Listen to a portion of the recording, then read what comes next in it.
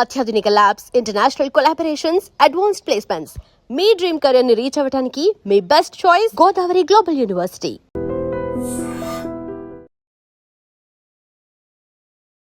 నమస్కారం, welcome to I dream.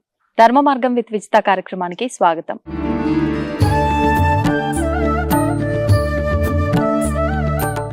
నమస్కారం అండి. జై శ్రీరామమ్మ. ప్రస్తుతం ఒక పెద్ద సమస్య అందరికీ కూడా, చాలా వరకు ప్రతి ఒక్కరికి ఉండే సమస్య ఏంటంటే ఆర్థిక పరమైన ఇబ్బందులు. ఒకరికి ఉంది, ఒకరికి లేదని కాదు, కానీ కొంతమందికి మాత్రమే లేదేమో. దాదాపు అందరికీ ఉన్న ఇబ్బంది ఆర్థిక పరమైన ఇబ్బంది. మరి ఈ ఇబ్బందులు పోవటానికి అసలు ఏం చెయ్యొచ్చు? ఆర్థిక పరమైన ఇబ్బందులు ఒకటే కాదు, ఒక కుటుంబాన్ని తీసుకుంటే వివాహం వయసు వచ్చిన వివాహానికి అంటే ఇంకా కాకుండా ఆలస్యం అవుతున్న వాళ్ళని చూస్తున్నాము. ఫైనాన్షియల్గా వాళ్ళ ఇంట్లో ఇబ్బందులు ఉన్న వాళ్ళని చూస్తున్నాము. ఆరోగ్యపరంగా ఇబ్బందులు ఉంటున్నాయి. ఒక్క కుటుంబాన్ని, మిడిల్ క్లాస్ కుటుంబాన్ని కనుక మనం తీసుకుంటే 3-4 రకాల ఇబ్బందులు ఆ ఒక్క ఇంట్లోనే మనకు కనిపిస్తున్నాయి. ఇలా తీసుకుంటే సమాజం మొత్తంలో చాలా మంది ఉన్నారు ఇలా ఇబ్బందులు పడుతున్న వారు. అటువంటి వారికి ఏదైనా మంచి పరిహారం కానీ, లేదు మన పురాణాల ప్రకారంగా కానీ, లేదు అనంటే ప్రతి ఇబ్బందికి కూడా నవగ్రహాలకు సంబంధించి ఎన్నెన్నో విధానాలు ఆచరిస్తూ ఉంటాము. అలా చేయటం వల్ల ఇవన్నీ తొలగిపోతూ ఉంటాయి, బాగుంటుంది అని అంటూ ఉంటారు. అలాంటిది ఏదైనా ఉంటే వివరించండి. జై శ్రీరామ్. శ్రీరామభద్రాయ నమః. అన్నిటికీ ఏకైక మార్గము భగవంతుడు. భగవంతుడు అంటే ఎవరు? ఆపదలను తొలగించేటువంటి స్వామి. ఆపదలే కదా, అంతే. ఆర్థికంగా సమస్య వచ్చింది అంటే ఆపద వచ్చినట్టే.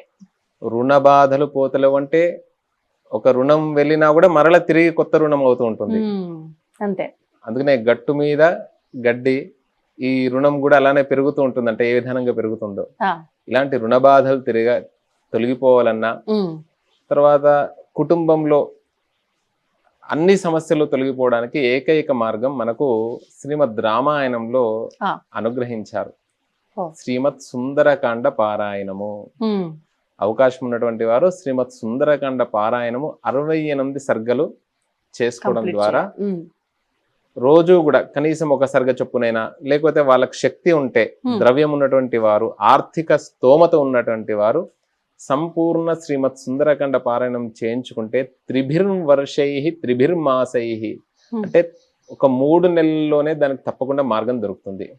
పండితులతో చేయించుకుంటే ఇది సామాన్యులు కూడా చేసుకోవచ్చు, ఎవరికి వారు కూడా చేసుకోవచ్చు. కొంచెం రోజు కూడా వారి యొక్క ధర్మాలు ఉంటాయి కదా, ఉద్యోగ ధర్మం, వ్యాపార ధర్మం, వ్యవహార ధర్మం, అవన్నీ కూడా వదులుకొని చేయడం అంటే కష్టం అవుతుంది. ఒక 3 రోజులు పండితులతో చేయించుకోవచ్చు. లేదు అంటారు అనుకోండి, శక్తి లేదు, మధ్య తరగతి వాళ్ళు ఉన్నారు, చాలా మంది మధ్య తరగతి వాళ్ళు ఉన్నారండి. అసలు ఎవరికి వారు చేసుకుంటేనే అద్భుతమైనటువంటి ఫలితం. ఎందుకంటే కలియుగంలో ఎవరికి వారే ధర్మాచరణ చేయాలి.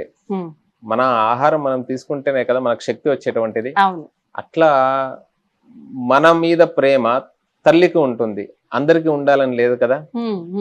ఏదో ద్రవ్యానికి చేసి వెళ్తారు, వారిని తప్పు పడతలేం మనం. వారికి ఏదో ద్రవ్యం ఇచ్చి సత్కరించాలని చెప్పారు పండితులకు వారికి. కానీ మనది మనం ఒక హనుమంతుని నమస్కారం చేసుకోవడం, మనకు చేసుకోవడానికి కూడా ఒక మార్గం ఉన్నదండి. ఒకే ఒక శ్లోకం అంతే. ఆపదామపహర్తారం దాతారం సర్వసంపదాం లోకాభిరామం శ్రీరామం భూయో భూయో నమామ్యహం. ఇది ఆపదుద్ధారక స్తోత్రం అని మనకు కలదు. అందులో ఉన్నటువంటి ఈ శ్లోకం చాలా పవర్ఫుల్ అండి. ఆపదామపహర్తారం దాతారం సర్వసంపదాం అంటే ఒక్క సంపద కాదు, నువ్వు ఏది కోరుకో ఇది ఒక కల్పవృక్షం లాగా అనుగ్రహిస్తుంది ఈ శ్లోకం. అందుకనే ప్రయాణం చేసినప్పుడు కానివ్వండి, లేదు నాకు ఈ సమస్య ఉన్నది అని చెప్పి దీన్ని భగవంతుడి ముందట కూర్చొని 32 అక్షరాలు 32 సార్లు ఒక మండల దీక్షగా 41 రోజులు చేసి భగవంతుడికి విశేషంగా తేనె కానివ్వండి, దానిమ్మ పండు ఉంటుంది కదండి, దానిమ్మ పండు కానివ్వండి, అందులో బాదము, తర్వాత ఆ ఎరుపు రంగు సంబంధమైనటువంటి వస్తువుల్ని నివేదన చేసి, ఇది ఒక 32 శ్లోకాల నుండి వచ్చినటువంటిది ఈ మంత్రం అండి. 32 శ్లోకాల నుండి వచ్చినటువంటి మహామంత్రం ఈ ఆపదామపహర్తారం దాతారం సర్వసంపదం. అలా 48 రోజులు ఎవరైతే చేస్తారో మండల దీక్షగా చేసి ఆ రాముడికి ఆ హనుమంతుడికి నివేదన చేసి ఇంట్లో ఉండేటువంటి వారంతా కూడా ప్రసాదం తీసుకోవడం ద్వారా ఖచ్చితంగా ఆ ఏ సమస్యలు అయితే ఉన్నాయో ఆ సమస్యలకు పరిష్కార మార్గం దొరుకుతుంది. 41 రోజుల్లో పరిష్కారం అయినా కూడా కావచ్చు, ఆశ్చర్యపోనవసరం లేదు. ఏదైనా కూడా విత్తనం పెట్టగానే పండు వస్తుందా? రాదు కదా. ఖచ్చితంగా మనము ఆ విధానంగా భక్తిగా శ్రద్ధతో ఎవరైతే చేస్తారో వారికి తప్పకుండా ఫలిస్తుంది. ఈ శ్లోకము కూడా ఆర్తానాం ఆర్తిహంతారం భీతానాం భయనాశనం ద్విషతాం కాలదండం తం రామచంద్రం నమామ్యహం. ఈ శ్లోకంలో మొదటి అక్షరం ఆ అనే అక్షరం. ఈ ఆర్తానాం ఈ శ్లోకం నుండి వచ్చినటువంటిది ఆ అనే అక్షరం. ఆ పా ఉంది కదండి. పదాంభోజ రజస్పర్శ పవిత్ర మునియోషితే నమోస్తు సీతాపతయే రామాయాపన్ నివారణే. చూడండి, ప్రతిదానికి కూడా ఆపద తొలగించు స్వామి. ఆ దా అనే అక్షరం. దానవేంద్ర మహామత్త గజపంచాస్య రూపిణే నమోస్తు రఘునాథాయ రామాయాపన్ నివారిణే. ఇలా 32 శ్లోకాలు చదువుకోలేరు. కావున ఈ కలియుగంలో ఈ శ్లోకాన్ని ఇంట్లో పిల్లలు కానివ్వండి, తర్వాత తల్లిదండ్రులు కానివ్వండి, అందరూ కూడా ప్రతి ఒక్కరు కూడా కుల మత వర్ణ వర్గ భేదం లేకుండా ప్రతి ఒక్కరు కూడా అన్ని సమయాల్లో సర్వకాల సర్వ అవస్థల యందు, మిగతా మంత్రాలకి నియమాలు ఉంటాయి కానీ దీనికి ఏమి నియమం లేదు. మనం ఏదైతే కోరికలు కోరుకుంటామో, రుణ బాధ పోవాలి అనుకుంటామో దానికి మాత్రం ఒక దీక్షగా చేయాల్సి ఉంటుంది. అలా చేసి మనకు దగ్గరలో ఉండేటువంటి హనుమంతుడు లేనటువంటి ప్రతి వీధిన, ప్రతి గ్రామంన, ప్రతి చోట కూడా హనుమంతుడు. అవకాశం ఉంటే రావి చెట్టు అక్కడికి వెళ్ళేసేసి స్వామి వారికి ఒక 11 ప్రదక్షిణలు చేయడం. ఈ దీక్షా నియమం కూడా చాలా విశేషంగా దీక్షలో ఉన్నటువంటి ఈ నియమాన్ని పాటించడం ద్వారా అద్భుతమైనటువంటి ప్రతిఫలాన్ని మనం పొందగలుగుతాం. ఈ 48 రోజులు పూర్తయిన తర్వాత హనుమంతుడికి సింధూర అర్చన. శక్తి ఉన్నటువంటి వారు వడమాల. రుణం ఏమిటి అంటే కుజుడికి మినుములు చాలా ఇష్టమైనటువంటివి. ఆయనకు అందుకనే ఆ మినుముల్ని ఇస్తుంటారు. ఆ మినుముల ద్వారా చేసినటువంటి వడలు.